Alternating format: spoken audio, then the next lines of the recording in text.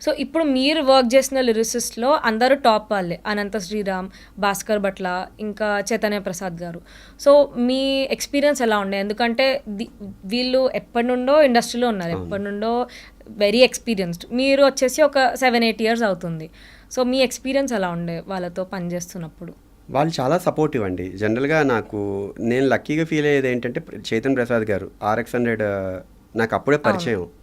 అప్పుడు కూడా 'అదిరే హృదయం' సాంగ్‌కి ఫస్ట్ 'పిల్లారా' అప్పటికి ఇంకా కంప్లీట్ అవ్వలే. 'అదిరే హృదయం' అని ఒక ఫస్ట్ రొమాంటిక్ అవును. సాంగ్ అవును. ఫస్ట్ కంపోజ్ అయింది. అయినప్పుడు చైతన్య ప్రసాద్ గారు అప్పటి నుంచి అసలు చాలా సీనియర్, అంత పెద్ద పెద్ద హిట్స్ ఉండి చాలా హార్ట్ ఫెల్ట్‌గా రాయగలిగే స్కోప్ ఉండి ఉన్న ఆపర్చునిటీస్ ఆల్రెడీ అతను ప్రూవ్ చేసేసుకుని చాలా సక్సెస్‌ఫుల్‌గా అతని ఎమోషన్స్‌ని చాలా పెన్ చేసి చాలా ప్రాపర్‌గా రాసి హ్మ్. సో ప్రాపర్‌గా రాసిన లిరిక్ రైటర్ ఎలా రియాక్ట్ అవుతారని నాకు ఎప్పుడు ఫస్ట్‌లో 'RX100' ఫస్ట్ ఆల్బమ్ ఉన్నప్పుడే నాకు ఎక్స్పీరియన్స్ కాబట్టి అప్పుడు వచ్చినప్పుడు కూడా చాలా హెల్తీగా నాతో అసలు ఎంత సరదాగా కలిసిపోతూ చాలా బాగుంది పాట, ఎమోషనల్గా ఉంది, చాలా బెస్ట్ రాయాలి మనం, ఇది చాలా సపోర్టివ్గా ఉన్నారు చైతన్య ప్రసాద్ గారు. ఓకే. 'RX100'లో అందుకే 'RX100'లో 'అదిరే హృదయం' హ్మ్. చాలా ఆర్గానిక్ ఇన్నోసెన్స్ ఉంటుంది. తర్వాత 'పిల్లారా' వచ్చింది, అది కూడా చాలా ఆర్గానిక్గా జనాల్లోకి వెళ్ళింది. సో అదొక positive vibration. Plus Chaitanya Prasad గారు అండ్ ఇంకొక పాట మా ఇద్దరి మధ్య కాంబినేషన్లో 'చెప్పకే చెప్పకే' అని ఒక సాంగ్ రాశారు. 'చెప్పకే చెప్పకే' ఫ్రమ్ మహాసముద్రం కూడా చాలా బాగా జనాలందరూ పాజిటివ్గా తీసుకున్నారు.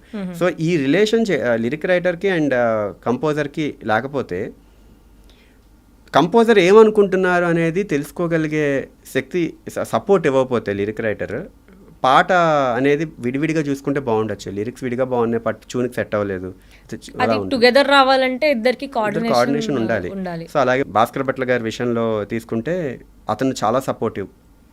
మా ఇద్దరి మధ్య కాంబినేషన్లో 'చుక్కల చున్ని' చాలా పెద్ద హిట్ అయింది. అండ్ 'దర్శన' సాంగ్ చాలా పెద్ద హిట్ అయింది. 'ఓ బంగారం' సాంగ్ చాలా పెద్ద హిట్ అయింది.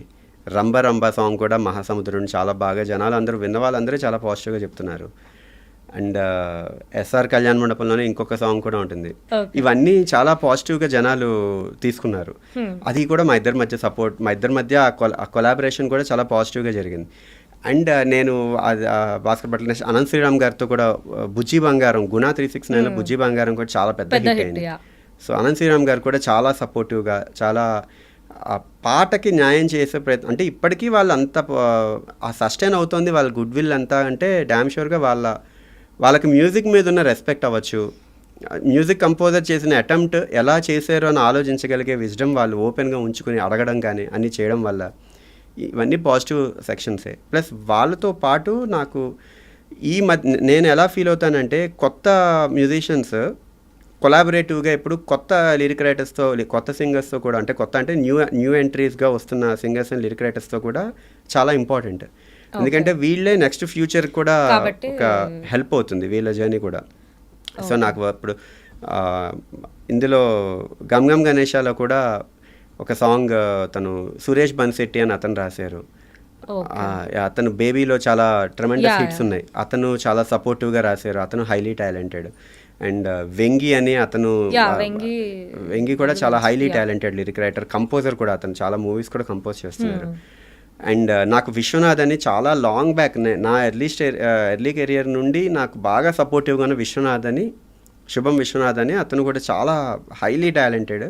అతనితో పాటు నేను చాలా మన్మధుల్లో కొన్ని పాటలు అతను వర్క్ చేశారు.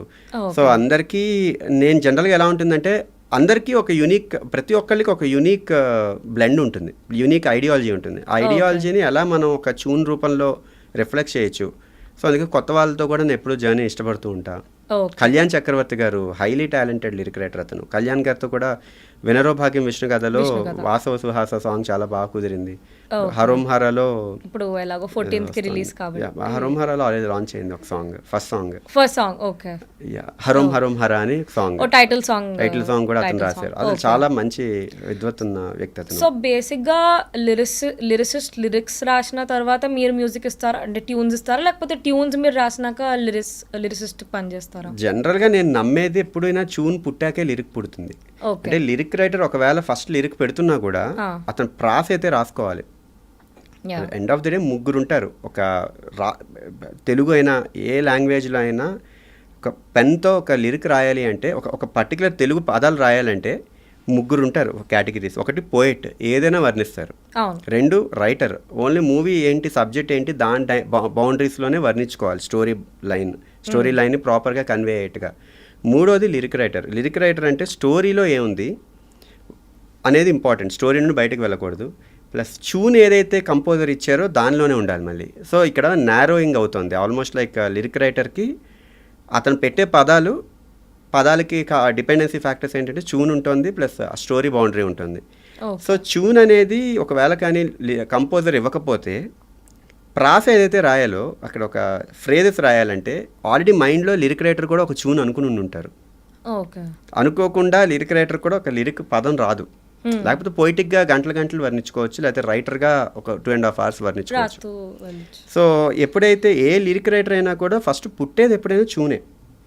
లిరిక్ రైటర్ రాసినా కూడా పదాలు ట్యూన్ వాళ్ళ మైండ్లో ట్యూన్ అనుకుంటారు. ప్రతి వ్యక్తి కంపోజరే, అది ఆర్గానిక్గా ఉన్నంత కాలం. ఆ కంపోజిషన్కే యాడ్ ఆన్స్ ఏంటి, ఇప్పుడు ఒక కంపోజిషన్కి lyric add on. So lyric writer ఫస్టే కంపోజిషన్ అనుకున్న మైండ్లో దానికి లిరిక్ పదాలు పుడుతున్నాయి. సో కానీ కంపోజర్ ఎప్పుడు ముందు వస్తే ఉపయోగం ఏంటి అంటే కంపోజిషన్ అనేది ఒక ట్యూన్ కొత్తగా చేయడానికి స్కోప్ ఎక్కువ ఉంటుంది. లిరిక్ రైటర్స్ కూడా చాలామంది కంపోజర్స్ ఉన్నారు, మంచి వెల్ క్రాఫ్టెడ్ కంపోజిషన్స్ చాలా ఉన్నాయి లిరిక్ రైటర్స్ నుండి కూడా. బట్ ఫస్ట్ పుట్టేదైతే ట్యూనే. సో ట్యూన్ చేశాక లిరిక్ రాస్తేనే ఆర్గానిక్గా కుదురుతాయి. ఈ మధ్యకాలంలో సమ్ టైమ్స్ 2 to 3 లిరిసిస్ట్ రాస్తున్నారు ఒకటే పాట, అంటే పల్లవి ఒక వాళ్ళు, చరణం ఒక వాళ్ళు. సో అప్పుడు ఏమంటారు, వాట్ ఈస్ యువర్ ఎక్స్పీరియన్స్, అంటే how do you handle these situations? ఒక 2-3 ఇన్వాల్వ్డ్ ఉంటే ఆ సిచ్యువేషన్స్ వస్తే మ్యాక్సిమం వద్దండి అని రిక్వెస్ట్ చేస్తాను డైరెక్టర్కి. ఎందుకంటే ఆర్గానిక్ వైబ్ తగ్గిపోతుంది సాంగ్కి.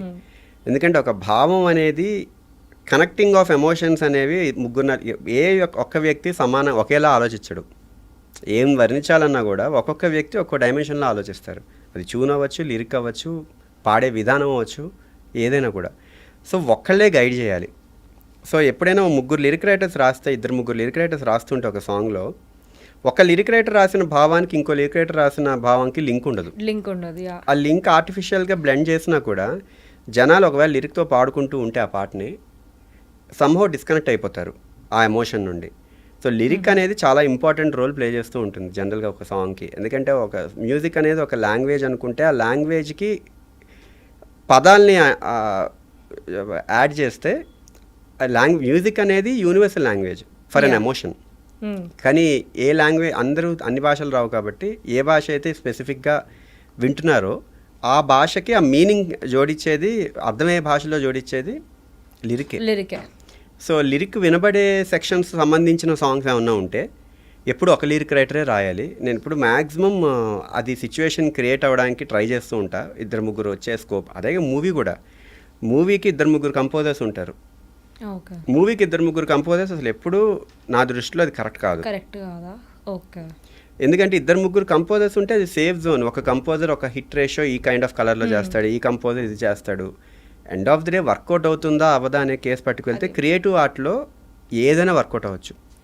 ఓన్లీ నేను ఒక్క ట్యూన్ హమ్ చేశాను అనుకోండి, అది బ్లాక్ బస్టర్ అవ్వచ్చు, ఖర్చు లేదుగా, అన్ప్రెడిక్టబుల్ బేసిక్గా చెప్పాలంటే. సో మొత్తం కష్టపడి 10-20-30 లేయర్లు వేసుకుని మంచి ఆర్కెస్ట్రల్ గ్రూపులు వేసుకుని ఇన్ని యాడ్ ఆన్ చేసినా కూడా కొన్ని పాటలకు జనాలు కనెక్ట్ అవ్వకపోవచ్చు. ఎండ్ ఆఫ్ ద డే ఇక్కడ ఒక ఆర్ట్ ఫామ్ అనే దానికి ఈ స్పెసిఫిక్గా ఇలా ఉండాలని ఉండదు. కాబట్టి ఎప్పుడైనా ఒక డైరెక్టర్ ఒక ఆలోచించిన ఐడియాలజీ ఉంటే ఒకే కంపోజర్ ఉండాలి. అండ్ ఒక కంపోజర్ ఒక ఐడియాని ఆలోచించిన ప్రాసెస్కి ట్యూన్కి ఒకటే lyric writer one lyricist only. So ఇప్పుడు కొన్ని సందర్భాల్లో సాంగ్స్ ఒక మ్యూజిక్ డైరెక్టర్తో కొట్టించడం అవుతుంది, బీజిఎం వేరే మ్యూజిక్ డైరెక్టర్తో కంపోజ్ చేయడం అవుతుంది. సో ఇది ఎందుకు, అంటే what is the reason for this? దీనికి ఏమైనా స్పెసిఫిక్గా ఏమైనా రీజన్ ఉంటుందా, లేకపోతే జస్ట్ ర్యాండమ్గా అలా వెళ్ళిపోతుందా? అంటే most of the times primary reason ఏంటంటే బ్యాక్గ్రౌండ్ స్కోర్ ఒక కంపోజర్ బాగా చేస్తారు, సాంగ్స్ ఒక కంపోజర్ బాగా చేస్తారు అన్న పాయింట్. సో అది మైండ్లో ఫిక్స్ అయిపోయే ఎలిమెంట్లో కొన్ని ఉంటాయి. కొన్ని థింగ్స్ ఏంటి అంటే కంపోజర్ క్యాపబిలిటీ మేబీ బ్యాక్గ్రౌండ్ స్కోర్లో ఆ సినిమాకి బెటర్గా పోర్ట్రే అవ్వట్లేదు డైరెక్టర్ అనుకున్న విజన్కి అనుకుంటే కంపోజర్స్ని మారుస్తూ ఉంటారు జనరల్గా. 3వ ఫేజ్ ఏంటి అంటే అసలు ఈ ప్రాసెస్ కరెక్టా కాదా అని పక్కన పెడితే అసలు ఈ రీజన్స్ అని చెప్తున్నాను. 3వ పాయింట్ ఏంటి అంటే ఎప్పుడైనా కంపోజర్ అనే వ్యక్తి 2 కేటగిరీస్ ఆఫ్ కంపోజర్స్ ఉంటారు. ఒకళ్ళు ట్యూన్ చేస్తూ ప్రోగ్రామింగ్ మీద అవగాహన లేకుండా ఉండేవాళ్ళు కొంతమంది ఉంటారు. కొంతమంది ప్రోగ్రామింగ్ మీద అవగాహన ఉండి ట్యూన్ కూడా చేస్తూ కంపోజర్ అంటే ఒక మల్టిపుల్ కేటగిరీస్ ఆఫ్ కంపోజర్స్ ఉంటుంటారు. కానీ ట్యూన్ చేస్తూ ప్రోగ్రామ్ మీద అవగాహన లేదు అంటే మళ్ళీ మ్యూజిషియన్ కాదు అని కాదు. అంటే ఇక్కడ నా దృష్టిలో మ్యూజిక్ డైరెక్టర్ అంటే ఇక్కడ అందుకే మ్యూజిక్ డైరెక్టర్ వేరు, మ్యూజిక్ కంపోజర్ వేరు, మ్యూజిక్ ప్రొడ్యూసర్స్ వేరు. మ్యూజిక్ డైరెక్టర్ అంటే జనరల్గా మేబీ నాకు తెలిసి నాకు అనిపించిన ఇది ఏం పెద్ద యూనివర్సల్ కాదు, నాకు అనిపించిన ఒపీనియన్ ఏంటంటే మనుషులకి ఒక ఆడియన్స్కి ఏం కావాలో మనం ఆలోచించి చేసేది ఏదైనా కూడా మ్యూజిక్ డైరెక్షనే. అంటే హీఈస్ డైరెక్టింగ్ సంథింగ్. అది అతను మ్యూజిక్ చేస్తున్నారా ఏం చేస్తున్నారా secondary case. When he's directing in a particular dimension, అది ఆడియన్స్కి కనెక్ట్ అవ్వాలి అన్నప్పుడు అతను మ్యూజిక్ డైరెక్టరే.